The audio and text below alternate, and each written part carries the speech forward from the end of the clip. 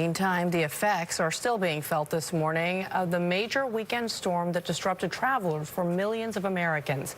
More than 1,600 flights were canceled yesterday and more than 4,000 were delayed. More than 200 flights are already canceled today. Chris Van Cleef is at BWI Thurgood Marshall Airport near Baltimore, where the 31-day partial government shutdown is also affecting travel. Chris, good morning. 800,000 federal workers will miss another paycheck on Friday. Now, that would be the second time federal workers have gone without pay since the shutdown began 32 days ago. Senate Republicans proposed a bill to reopen the government last night, but Democrats are not expected to support it. Major Garrett is at the White House. Major, good morning. I feel like it's deja vu all over again. So let's start with this. The CBS News poll out this morning shows more than half of Americans think the partial government shutdown is causing serious problems in the U.S. About 1 in 5 reports being personally impacted by the cutback in services or programs caused by the shutdown. 71% of Americans say building a border wall is not worth this shutdown.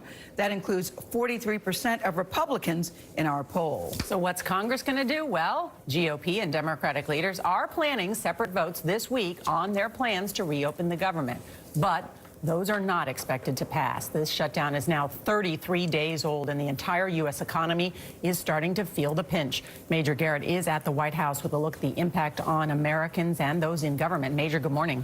President Trump says he'll postpone Tuesday's State of the Union address until the partial government shutdown ends. He considered giving the speech somewhere else after House Speaker Nancy Pelosi withdrew her invitation to speak in the House chamber, as has been usual since Woodrow Wilson.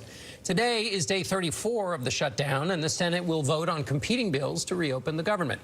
Neither is expected to pass.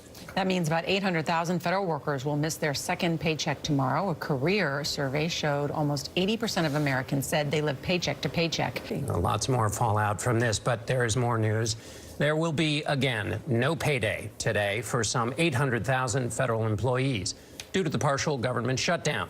Two bills that would end the standoff both got a majority in the Senate yesterday, but not the 60 votes needed to pass. The Democrats' plan with no money for a border wall got the most support, including 6 Republican votes.